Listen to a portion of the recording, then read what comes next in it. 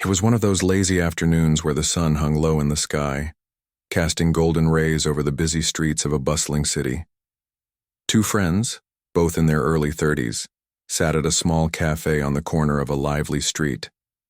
They had known each other since they were kids, growing up together in the same neighborhood. Life hadn't been easy for either of them, but through hard work and determination they had built successful careers.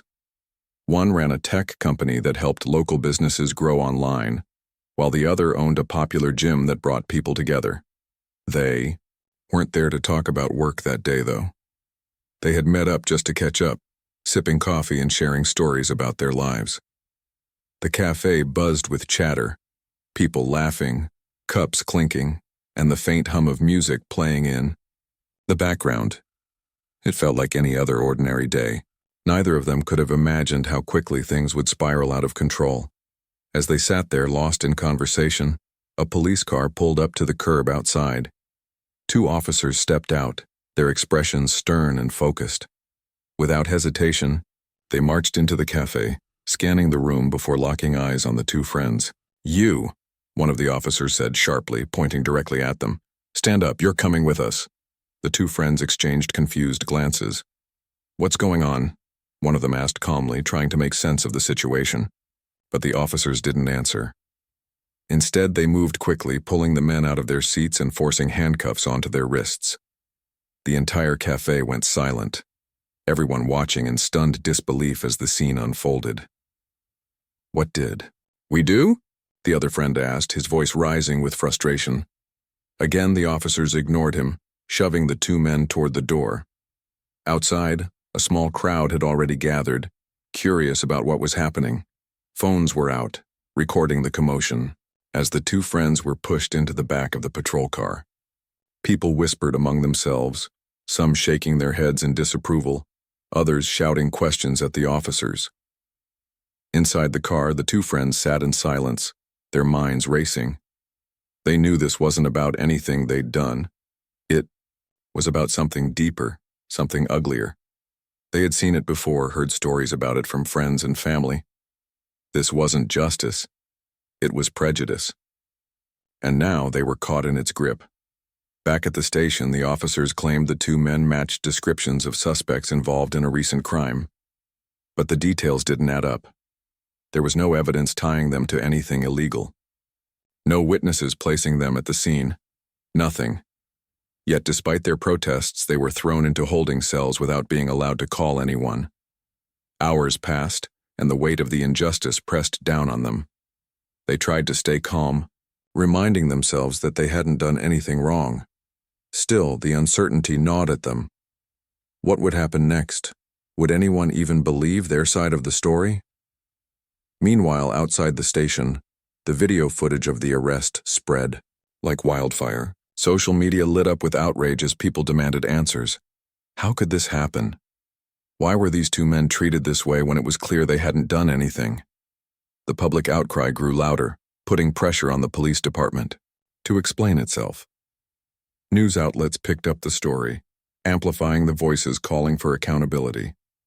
Protesters began gathering outside the precinct, holding signs and chanting slogans against systemic bias. For the two friends locked away in the station, none of this was visible.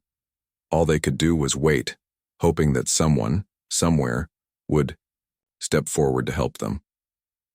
Little did they know their ordeal was about to become a turning point, not just for them but for an entire community tired of being silenced. The hours ticked by slowly in the cold, dimly lit holding cell. The two friends sat on the hard bench, their hands cuffed behind their backs, listening to the distant hum of voices and the occasional slam of a metal door. It was a surreal experience, one that felt more like a bad dream than reality. They tried to keep their spirits up, cracking small jokes to lighten the mood, but the weight of the situation pressed down on them. "Man, this can't be real," one of them muttered under his breath, shaking his head. "We didn't do anything wrong. How did we even end up here?" "It's not about what we did," the other replied quietly, his voice laced with frustration. "You know that as well as I do." They both fell silent after that, the truth hanging heavy in the air between them. They had seen it before, heard stories from friends, family, and even strangers who had been treated unfairly because of the color of their skin. But they never thought it would happen to them. Not like this. Not when they were just two regular guys trying to live their lives. Outside the station, the city buzzed with activity.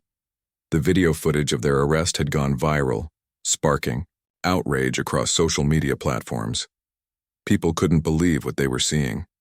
The officers' aggressive behavior, the lack of explanation, and the obvious targeting of the two men, it all pointed to something deeper, something systemic. Comments flooded in from all over the country, some expressing anger, others offering support. Hashtags like Justice for Them and End Systemic Bias began trending, drawing attention to the case. Local activists quickly organized protests outside the police precinct. Dozens of people showed up within hours, holding signs that read, "No justice, no peace, and accountability now." Voices rang out in unison as chants filled the air. Some protesters shared their own experiences of being mistreated by law enforcement, while others simply stood in solidarity, refusing to let the issue fade into the background. The energy was electric, a mix of frustration and determination. Back inside the station, the two friends remained unaware of the growing movement rallying around them. Their families, however, were doing everything they could to get answers. One of their sisters reached out to a well-known civil rights attorney, someone who had spent years fighting cases involving police misconduct. When the lawyer heard about what had happened, she agreed to take on the case immediately. She knew how important it was, not just for the two men, but for everyone who had ever faced similar treatment. By late evening, the pressure on the police department had become overwhelming. News outlets were camped outside the station, demanding statements. Community leaders were calling for investigations.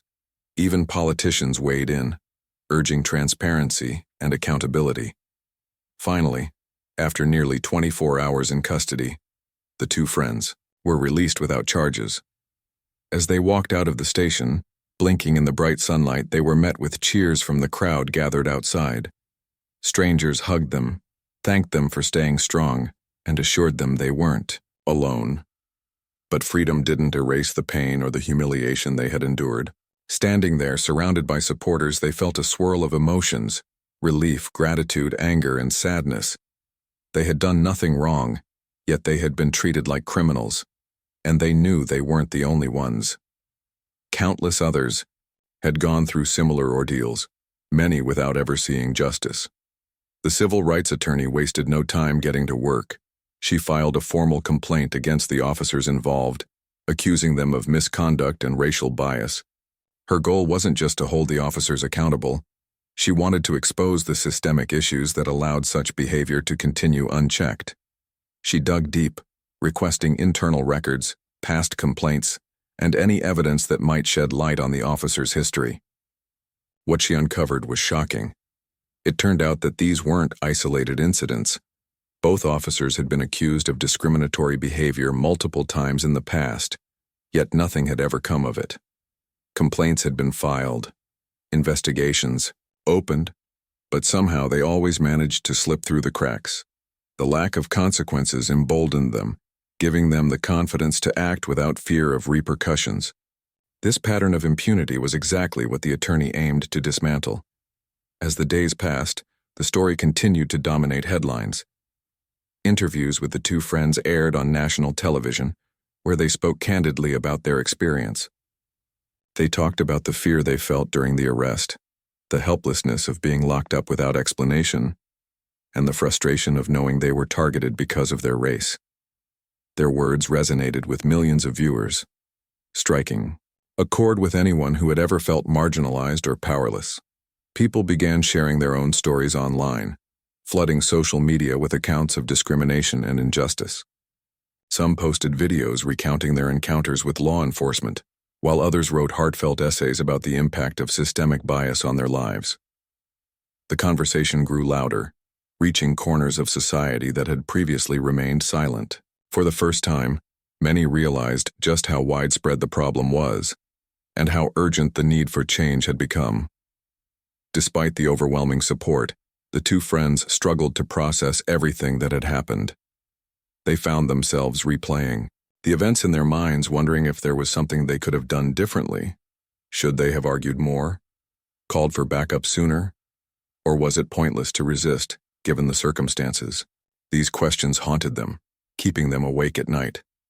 Their families and close friends did their best to provide comfort, reminding them that none of this was their fault.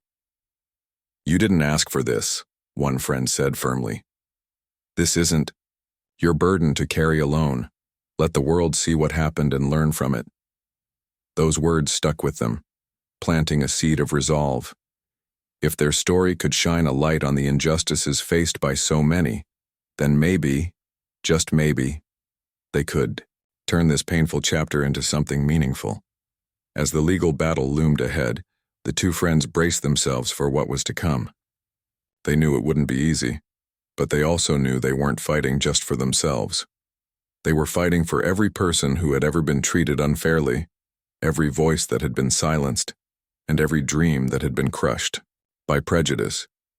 And though the road ahead was uncertain, they felt a glimmer of hope, a belief that change was possible, no matter how long it took. The weeks following their release were a whirlwind of emotions for the two friends. On one hand, they were grateful to be free and surrounded by love and support from their families, friends, and even strangers who had rallied behind them. On the other hand, the trauma of what they had endured lingered like a shadow, hard to shake off no matter how much they tried. They found themselves constantly replaying the events in their minds, how quickly everything escalated, how powerless they felt, and how easily they could have been forgotten if not for the viral video and public outcry. One evening, as they sat together at one of their homes, the weight of it all hit them harder than usual. The house was quiet except for the faint hum of the television in the background. Neither of them spoke for a while, each lost in their own thoughts. Finally, one broke the silence. "Do you think we'll ever feel normal again?" he asked, his voice barely above a whisper. The other sighed deeply before responding. "I don't know, man. I mean, we didn't do anything wrong. But it's like that doesn't matter anymore. People see us differently now. Even when we walk down the street, I feel like everyone's watching, judging, wondering what really happened." They both knew he was right. Life had changed for them in ways they hadn't anticipated. Before the arrest, they were just two regular guys going about their lives, working hard, building careers, enjoying time with loved ones. Now they were symbols of something bigger, representatives of a fight they hadn't asked to lead. While they appreciated the support, it was exhausting carrying the expectations of so many people on their shoulders. Their civil rights attorney visited them often during this time, keeping them updated on the progress of the case. She was determined to hold the officers accountable, but she also warned them that the road ahead wouldn't be easy. "These systems are designed to protect themselves," she explained during one meeting. "We're going to face resistance every step of the way, but if we stick together and stay strong, we can make a difference not just for you but for everyone else who has been failed by these institutions." Her words gave them strength, but they also made them realize just how deep-rooted the problem was. It wasn't just about the two officers who had arrested them. It was about an entire system that allowed such behavior to thrive unchecked.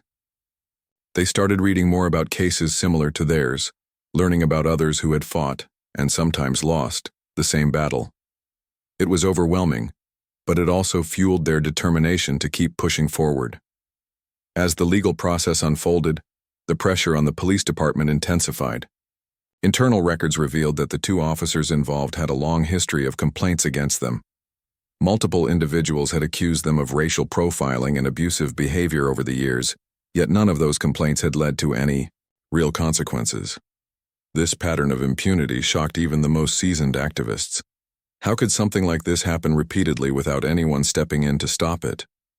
Local news outlets dove deeper into the story, uncovering details that painted a troubling picture of systemic bias within law enforcement. Reporters interviewed former colleagues of the officers, some of whom admitted they had witnessed troubling behavior but felt powerless to report it. "You don't speak up unless you want trouble for yourself," one ex-officer confessed during an interview. "It's easier to look the other way. The revelations sparked outrage across the country. Protesters took to the streets again, this time demanding not only justice for the two friends, but also broader reforms to address the root causes of such misconduct. Community leaders organized town hall meetings, inviting experts to discuss ways to improve accountability and transparency within police departments. For the first time in years, it felt like real change might actually be possible.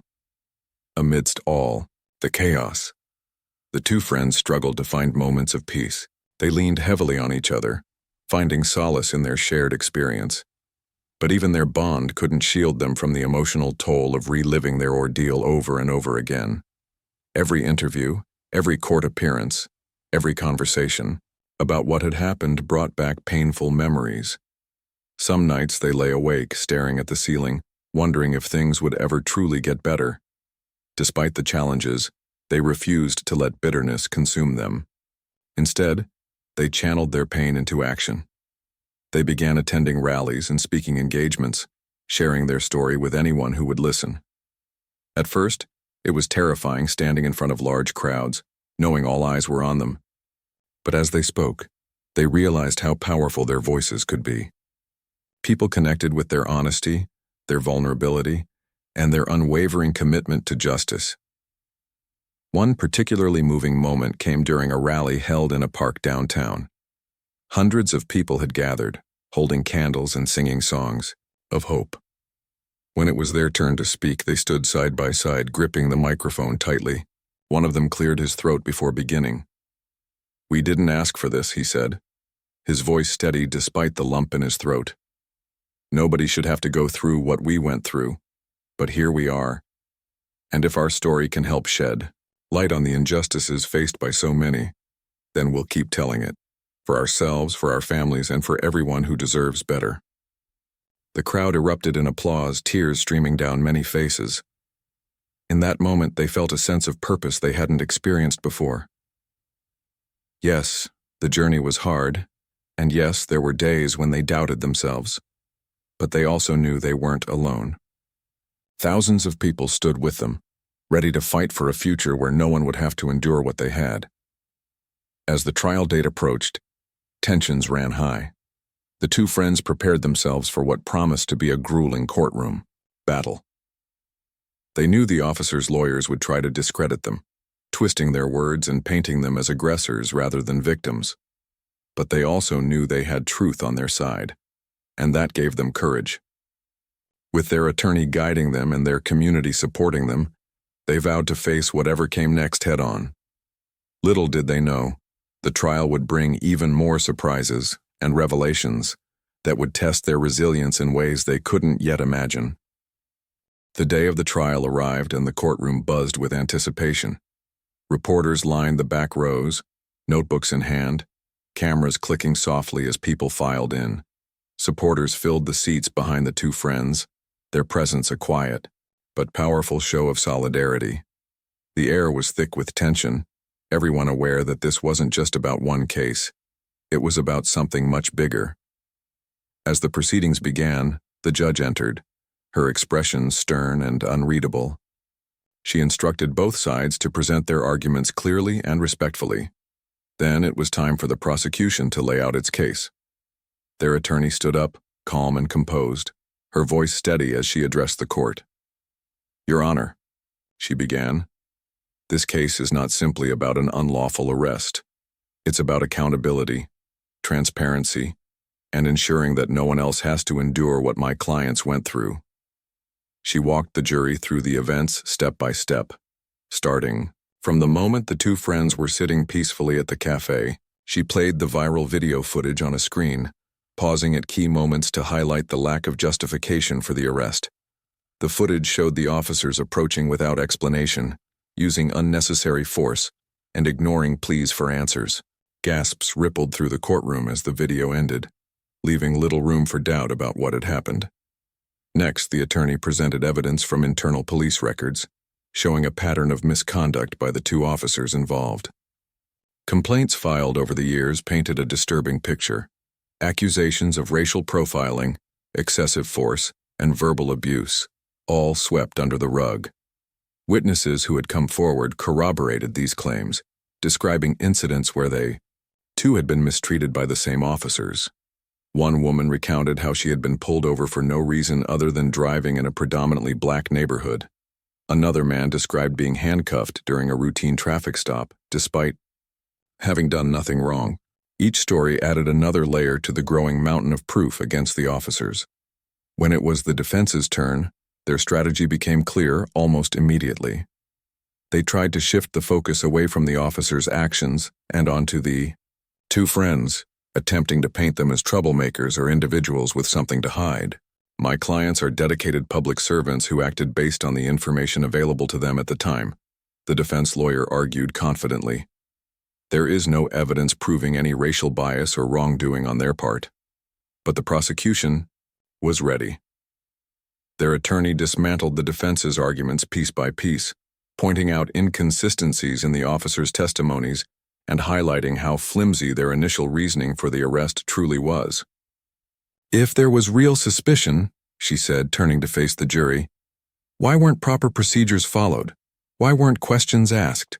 Why were these men treated like criminals without a shred of evidence?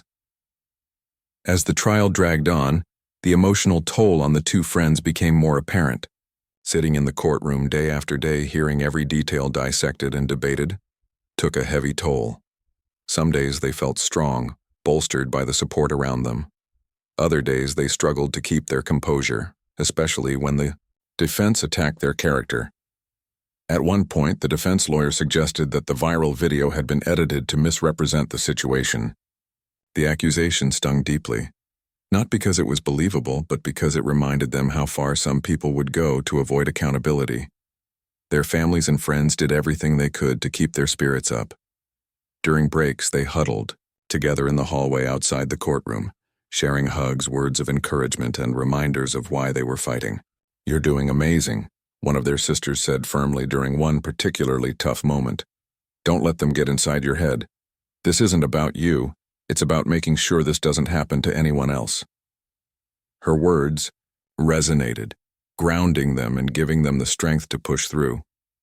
By the end of the second week, closing arguments were delivered. The prosecution made a passionate plea for justice, emphasizing the need for systemic change. "This case is a wake-up call," their attorney declared, her voice ringing out across the silent courtroom. "It's a chance to say enough is enough, to hold those in power accountable and demand better from our institutions. We owe it to my clients, and we owe it to ourselves." The defense, meanwhile, doubled down on their narrative, insisting that their clients had acted in good faith and that mistakes, if any, were unintentional. But their arguments felt hollow compared to the overwhelming evidence presented by the prosecution. Even some of the jurors exchanged skeptical glances as the defense wrapped up. Finally, it was time for the verdict. The courtroom was packed, the atmosphere electric. Everyone held their breath as the foreman stood to deliver the decision. On the charge of wrongful arrest, guilty. A collective gasp swept through the room. On the charge of racial profiling, guilty. Cheers erupted from the supporters, quickly silenced by the judge's stern reminder to maintain order. When the final charges were read, the outcome was clear. Both officers were found guilty on all counts. Outside the courthouse, the crowd waiting anxiously erupted into applause and cheers. Strangers hugged each other, tears streaming down faces. For many, it was a rare moment of vindication, a sign that the system could still work, even if only sometimes. The two friends stepped out of the courthouse, blinking in the bright sunlight, overwhelmed by the wave of love and support surrounding them. One of them raised a hand to quiet the cheering crowd, his voice trembling slightly as he spoke. "We didn't win this alone," he said, looking around at the sea of faces. "This victory belongs to all of us, to everyone who stood with us, who refused to stay silent, who believed in justice when it felt impossible." His words brought another round of applause, louder this time. Though the verdict brought relief, it also marked the beginning of a new chapter. The fight wasn't over. It had only just begun. The two friends knew that holding the officers accountable was a crucial step, but lasting change required more than just one trial. It meant addressing the deeper issues within law enforcement, pushing for reforms and ensuring that no one else had to experience what they had endured. As they walked away from the courthouse, arm in arm, they couldn't help but feel a flicker of hope. The road ahead would still be long and difficult, but for the first time in months they allowed themselves to believe that maybe, just maybe, they could make a difference.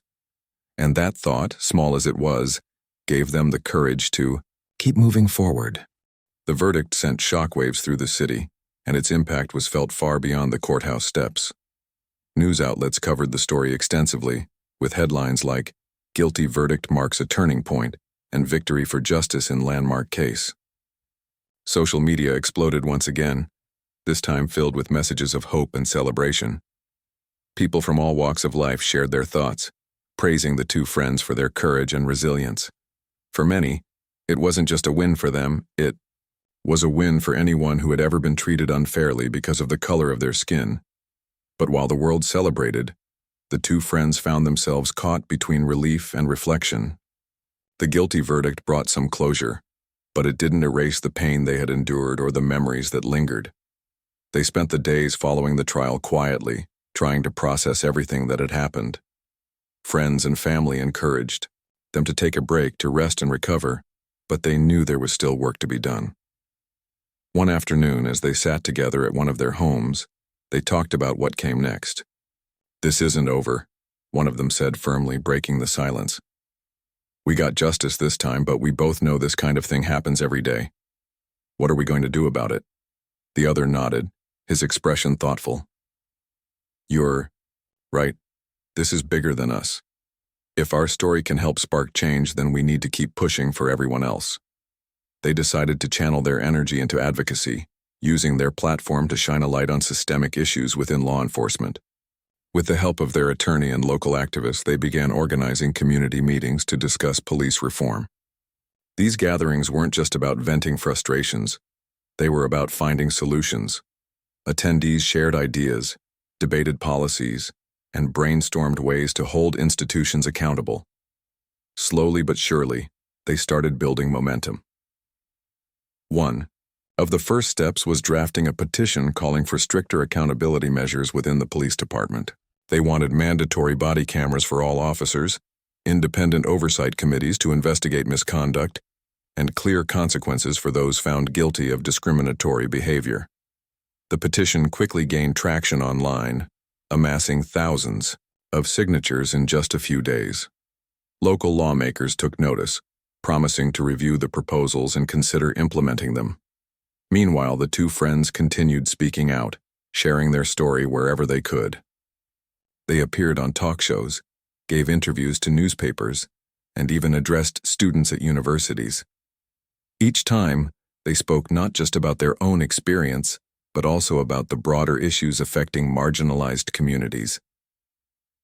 "What happened to us wasn't unique," one of them said during a panel discussion.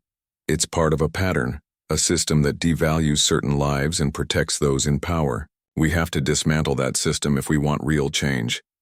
Their words resonated deeply, inspiring others to join the movement. Young people in particular rallied behind them, organizing protests and campaigns to demand action. One group of high school students launched an art project called Faces of Justice, creating portraits of individuals who had been victims of police misconduct. Another team of college students developed an app designed to track incidents of racial profiling, providing data to support calls for reform. Everywhere they looked, the two friends saw signs of progress, and it filled them with hope. Still, the journey wasn't without challenges. Critics argued that focusing on individual cases wouldn't solve the larger problem. Some accused them of seeking attention or playing the victim. Trolls flooded social media with hateful comments, attempting to discredit their efforts. But instead of letting negativity discourage them, they used it as fuel to keep going. "If someone doesn't agree with us, fine," one of them told a reporter. "But don't tell me I'm lying about what I went through. Don't tell me my voice doesn't matter." Their determination inspired others to stand firm in the face of adversity. At one rally, a young woman approached them after their speech, tears streaming down her face. "I've been scared to speak up," she admitted. "But hearing you Talk makes me feel like maybe I can too. That moment stayed with them, reminding them why they were fighting, not just for themselves, but for everyone who needed to believe that change was possible. As weeks turned into months, the push for reform gained even more ground.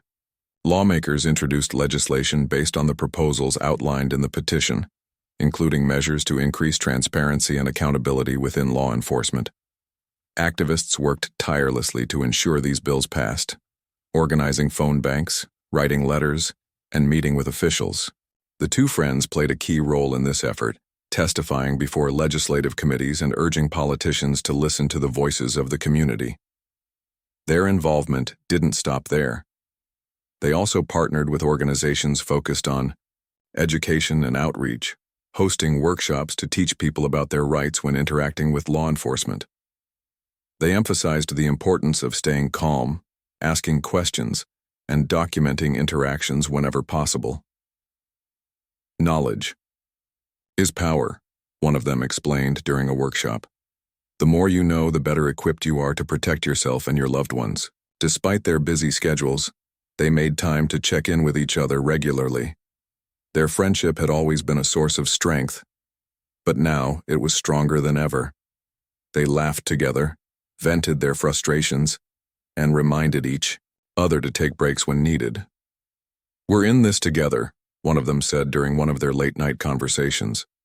"No matter what happens, we've got each other's backs." By the end of the year, significant progress had been made. Several of the proposed reforms became law, marking a major victory for the movement. Police departments across the country began adopting similar measures, signaling a shift toward greater accountability. While there was still much work to be done, the changes gave people hope that real, lasting transformation was possible. For the two friends, the fight had changed them in profound ways. They had started out as ordinary individuals, simply trying to live their lives.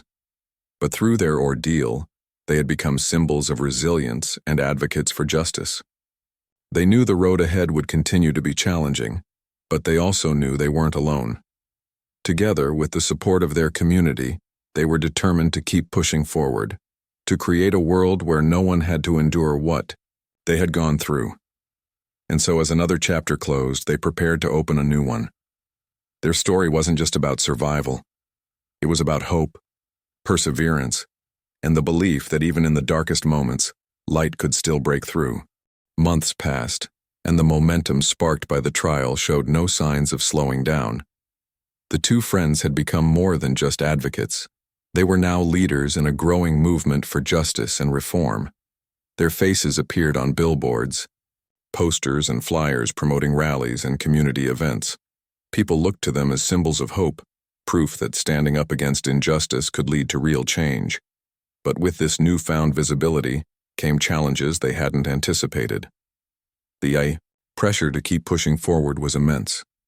Every day brought new demands, speeches to give, meetings to attend, interviews to conduct. While they were grateful for the platform they had been given, it was exhausting trying to balance their personal lives with their activism. Both men often found themselves running on fumes, fueled by coffee and sheer determination. Late nights turned into early mornings and weekends disappeared under piles of work. One evening, after yet another long day of back-to-back commitments, they sat together at a small diner near their neighborhood. It was one of the few places where they could escape the constant attention and just be themselves. Over plates of greasy fries and milkshakes, they reflected on how much their lives had changed since the arrest. "Do you ever feel like we're losing ourselves in all of this?" one of them asked, his voice tinged with exhaustion. The other sighed, stirring his drink absent-mindedly. "All the time. I mean, I know why we're doing this, it's important. But sometimes I wonder if we'll ever get our old lives back." Their conversation shifted to the toll their advocacy was taking on their mental health. They admitted to feeling overwhelmed, stretched thin between their responsibilities and the emotional weight of reliving their trauma over and over again. "It's like we're carrying everyone's pain on our shoulders," one of them said, quietly. "And I don't know how much longer I can do it without breaking." They weren't alone in feeling this way. Many activists they worked with shared similar struggles. burnout, anxiety, and even guilt for wanting to take breaks. It was a reminder that fighting for justice wasn't just about making noise. It was also about taking care of yourself so you could keep going. With that in mind, they decided to set boundaries. They agreed to take one full day off each week, a sacred space where they wouldn't check emails, answer calls, or think about anything related to the movement. Instead, they would spend that time reconnecting with what mattered most: family, friends, and themselves. Even with these efforts to recharge, the world around them continued to demand action. One particularly challenging moment came when a counter-movement emerged, led by critics who argued that police reform efforts went too far. These groups claimed that holding officers accountable undermined their ability to protect communities. Protests erupted across the city, pitting supporters of reform against those defending traditional policing methods. Tensions ran high, and tempers flared both online and offline. For the two friends, watching the backlash unfold was disheartening. They knew that resistance was inevitable, but seeing people dismiss the very real issues they had fought so hard to highlight felt like a punch to the gut. At one heated town hall meeting, a man stood up and accused them of exaggerating their experience. "You're making this about race when it's not," he shouted, his face red with anger. "Cops have tough jobs. They shouldn't be punished for doing their duty." The room buzzed with murmurs, some agreeing with him, others shaking their heads in frustration. When it was their turn to respond, one of the friends took a deep breath before speaking. "I understand your perspective," he began calmly, though his hands trembled slightly. "But let me ask you something. How would you feel if someone treated you like a criminal because of the color of your skin, would you still call that doing their duty?" His words struck a chord, silencing the critic and prompting others to reflect. While not everyone in the room walked away convinced, moments like these reminded them why their message was so important. Change rarely happened overnight, and convincing skeptics required patience, empathy, and persistence. Despite the pushback, progress continued to unfold. One major victory came when the city announced plans to implement mandatory anti-bias training for all law enforcement officers. The program, designed in collaboration with experts and community members, aimed to address implicit biases and promote cultural sensitivity. It wasn't a perfect solution, but it was a step in the right direction, one that gave people hope for a better future. Another breakthrough occurred when a local university invited the two friends to co-teach a course on social justice and systemic inequality. The idea excited them. It was an opportunity to educate young minds and inspire the next generation of changemakers. Together, they crafted lessons blending personal anecdotes, historical context, and practical strategies for creating meaningful change. Students quickly warmed to their teaching style, appreciating their honesty and passion. After class, many approached them to share their own stories or ask for advice on getting involved in activism. Teaching became a source of joy and renewal for the two friends. It reminded them why they had started this journey in the first place. Not just to fix broken systems, but to empower others to join the fight. "This is what keeps me going," one of them told his co-teacher during a break between classes. "Seeing these kids realize they have a voice and that it matters." As their influence grew, so did their network of allies.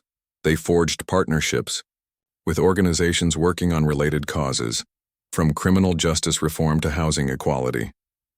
Collaborating with these groups allowed them to tackle interconnected issues, recognizing that true justice couldn't exist in isolation.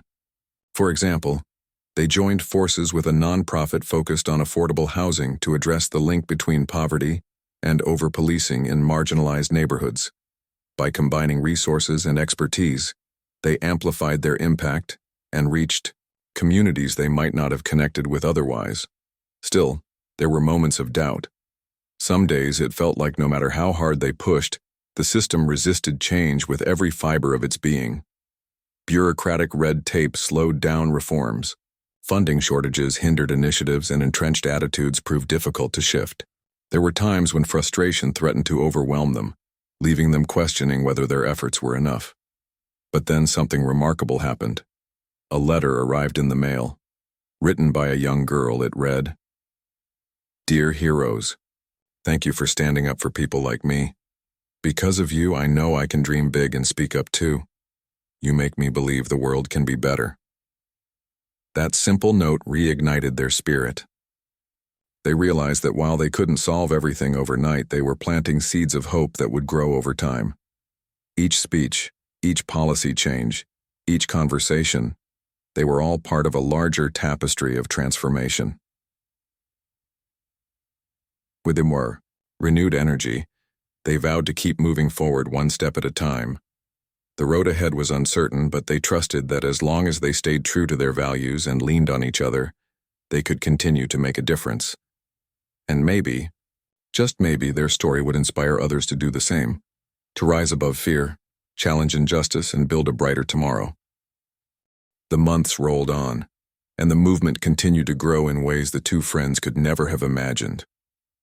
What started as a personal fight for justice had transformed into something far bigger, a nationwide conversation about fairness, equality, and accountability. Their story resonated with people from all walks of life, sparking discussions in living rooms, classrooms, and workplaces. It was no longer just their battle. It belonged to everyone who believed in a better future. One of the most unexpected developments came when a documentary filmmaker approached them with an idea. "Your journey is powerful," she said during their first meeting. "It's not just about what happened to you, it's about how you turned pain into purpose. I want to tell that story." At first they hesitated. Reliving their experience on camera felt like reopening old wounds. But after much thought, they agreed, realizing that sharing their story visually could reach even more people and inspire action. Filming began shortly afterward, capturing everything, their daily lives, their advocacy work, and candid moments, where they reflected on their emotions. The process was raw and vulnerable, forcing them to confront parts of their trauma they had tried to bury. In one scene, sitting on a park bench overlooking the city skyline, one of them broke down in tears. "I didn't think I'd ever feel safe again," he admitted, his voice trembling. "Even now, I look over my shoulder sometimes, wondering if it'll happen again." That moment, though painful, became one of the most impactful scenes in the documentary. When it premiered at a film festival months later, audiences were moved to tears. Critics praised it for its honesty and humanity, hailing it as a call to action rather than just another retelling of injustice. The film went on to win several awards, further amplifying their message and bringing attention to the issues they cared about. But success brought new challenges. As their profile grew, so did scrutiny. Some accused them of profiting off their ordeal, misinterpreting their collaboration on the documentary, or the speaking fees they received for appearances. Others dismissed their efforts altogether, claiming they were only interested in fame. These accusations stung, especially because they knew their intentions were genuine. During a particularly tough week, when negative comments flooded social media, they found themselves questioning whether continuing this fight was worth it. Sitting in the quiet of one of their homes, surrounded by notes and plans for upcoming projects, they vented their frustrations. "Why does it feel like no matter what we do, someone finds a way to tear us down?" one asked, rubbing his temples. The other leaned back in his chair, exhaling deeply. "Because change scares people. They don't know how to handle it. But that doesn't mean we stop." Their resolve hardened after that conversation. Instead of letting criticism derail them, they used it as motivation to double down on their mission. They focused on tangible outcomes, things they could control and measure. One such project was launching a mentorship program aimed at helping young people from underserved communities develop leadership skills. The program paired participants with mentors who guided them through workshops on public speaking, organizing protests, and navigating systemic barriers. Seeing the impact of this initiative firsthand filled them with pride. At the program's first graduation ceremony, a teenage girl stood up to share her experience. "Before this, I didn't think anyone cared about kids like me," she said, her voice steady despite the microphone shaking in her hands. "But now I know my voice matters, and I'm going to use it to make a difference." Her words echoed in their hearts long after the event ended, reminding them why they kept pushing forward. Meanwhile, their advocacy expanded beyond policing reform. They recognized that true justice required addressing interconnected systems: education, healthcare, housing, and economic opportunities. Partnering with grassroots organizations, they launched campaigns targeting these areas, advocating for policies that uplifted marginalized communities. For example, they worked with local leaders to push for increased funding for schools in low-income neighborhoods, arguing that investing in education was key to breaking cycles of poverty and inequality. Their holistic approach earned them respect across different sectors. Business owners, educators, and even some law enforcement officials began reaching out, eager to collaborate. One police chief invited them to speak at a training session for new recruits. Standing in front of the room, they shared their story, emphasizing the importance of empathy and accountability. "You hold a lot of power in your hands," one of them told the officers in training. "Use it wisely. Remember that behind every badge is a responsibility to protect, not harm." It wasn't always easy bridging divides, especially with groups they once saw as adversaries. There were tense moments, heated debates, and clashes of ideology. But they learned that progress often required uncomfortable conversations. By listening and finding common ground, they slowly built trust with unlikely allies, proving that change was possible even in the most divided spaces. As the year drew to a close, they took stock of everything they had accomplished. Laws had been changed, programs implemented, and countless lives touched. Yet they knew there was still so much left to do. Justice wasn't a destination. It was a journey, one that demanded constant effort and vigilance. On New Year's Eve, they gathered with close friends and family to celebrate. The atmosphere was warm and lively, filled with laughter and music. Amidst the festivities, someone raised a toast. "To you two," they said, raising their glass, "for showing us what courage looks like and reminding us that we're stronger together." The two friends smiled, clinking their glasses with everyone else. As fireworks lit up the night sky, they stood side by side, looking out at the horizon. They didn't know exactly what the coming year would bring, but they were ready. Together, they had faced adversity, overcome obstacles, and sparked a movement. Whatever lay ahead, they knew they wouldn't face it alone. And so, with hope in their hearts and determination in their steps, they prepared to write the next chapter, not just for themselves, but for everyone counting on them to keep fighting for a fairer, kinder world. As the years passed, the two friends found themselves reflecting on how far they had come. What began as a harrowing ordeal had turned into a lifelong commitment to justice and equality. Their journey wasn't without its challenges. There were setbacks, moments of doubt, and days when the weight of it all felt unbearable. But they never lost sight of their purpose. They had learned that change didn't happen overnight, but every small victory mattered. Each policy reform, each person inspired, and each voice raised in protest brought them closer to the world they dreamed of. One spring morning, they received an invitation that took their breath away. They were being honored at a national awards ceremony for their contributions to civil rights. The news came as both a surprise and a validation of everything they had worked so hard for. "I can't believe this is real," one of them said, holding the letter in his hands. "All those sleepless nights, all the times we thought about giving up. It was worth it." The ceremony was held in a grand hall filled with activists, politicians, and community leaders from across the country. As they walked onto the stage to accept their award, the room erupted in applause. It was a surreal moment, standing under bright lights surrounded by people who had supported their cause along the way. One of them stepped up to the microphone, his heart pounding as he looked out at the sea of faces. "We didn't set out to be heroes," he began, his voice steady despite the emotions swirling inside him. "We were just two ordinary people trying to live our lives. But life had other plans for us, and when injustice knocked on our door, we chose to answer. We chose to fight, not just for ourselves, but for everyone who has ever been told they don't matter." He paused, glancing at his friend before continuing. "This award isn't just for us. It's for every person who has stood up against prejudice, who has refused to stay silent, who has dared to believe in a better future. And it's for everyone still waiting for justice, for those who haven't seen the changes they deserve yet. This is your victory too. The audience rose to their feet, cheering loudly as tears streamed down many faces.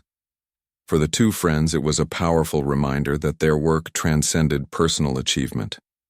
It was about creating a ripple effect, a wave of hope and action that could reach corners of society they might never see themselves. After the ceremony, they returned home, exhausted but fulfilled. Sitting together on the porch of one of their houses, they talked about what lay ahead. "Do you think we'll ever feel like we've done enough?" one asked, staring out at the sunset. The other chuckled softly. "Probably not. There's always more to do. But I think we're okay with that. As long as we're moving forward, even if it's just one step at a time, we're making a difference." Their focus shifted toward mentoring the next generation of leaders. They poured their energy into expanding the mentorship program they had started, reaching more young people and equipping them with the tools to create change in their own communities. These young activists became like family to them, sharing stories of triumphs and struggles while seeking guidance. Watching these individuals grow into confident advocates filled them with pride. One summer, they organized a large summit bringing together activists, educators, and policymakers from around the country. The event was designed to foster collaboration and share strategies for tackling systemic issues. Workshops covered topics ranging from grassroots organizing to navigating political systems. At the closing panel, one of the attendees, a college student named Maya, stood up to speak. "I used to think I couldn't make a difference because I'm just one person," she said, her voice trembling with emotion. "But hearing your story made me realize that change starts with someone willing to take the first step. You showed me that courage isn't about not being afraid. It's about doing what's right anyway. Thank you for lighting the path for the rest of us." Her words lingered in the air, resonating deeply with everyone present. For the two friends, it was proof that their legacy would endure, not just in laws or policies, but in the hearts and minds of those they inspired. As they grew older, they began thinking about how to ensure their efforts continued beyond their lifetimes. Together, they established a foundation dedicated to funding initiatives focused on education, advocacy, and community empowerment. The foundation operated on principles of inclusivity and accountability, ensuring that resources reached the people who needed them most. It was their way of leaving behind a lasting impact, a testament to their belief in the power of collective action. In quieter moments, they allowed themselves to dream about the future. They imagined a world where no child grew up fearing authority, figures where opportunities were distributed fairly, and where differences were celebrated rather than punished. While they knew perfection was impossible, they believed progress was inevitable, as long as people kept fighting for it. On their final public appearance together, they addressed a massive crowd gathered for a rally celebrating 10 years since their arrest. Standing side by side, they reflected on the journey that had brought them here. "When we started, we didn't know where this road would lead," one of them said, his voice strong and clear. "But looking at all of you today, I know we're heading in the right direction. Keep pushing, keep believing, and never stop speaking up. Change is possible when we stand together." As the crowd cheered, they stepped back, holding hands briefly, before disappearing into the throng of supporters. Though their roles evolved over time, their message remained constant. Justice was a shared responsibility, a torch passed from one generation to the next. Years later, their story was taught. In schools, their names synonymous with resilience and hope. People spoke of them not as victims, but as trailblazers who turned pain into purpose. Their legacy lived on, not in monuments or statues, but in the countless lives they touched and the movements they sparked.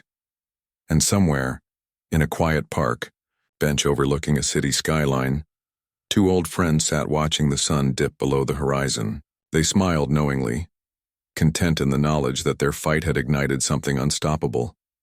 The road ahead was still long, but they trusted that others would carry the torch. After all, they had shown the world that even in the face of Adversity, light could break through, and that was enough.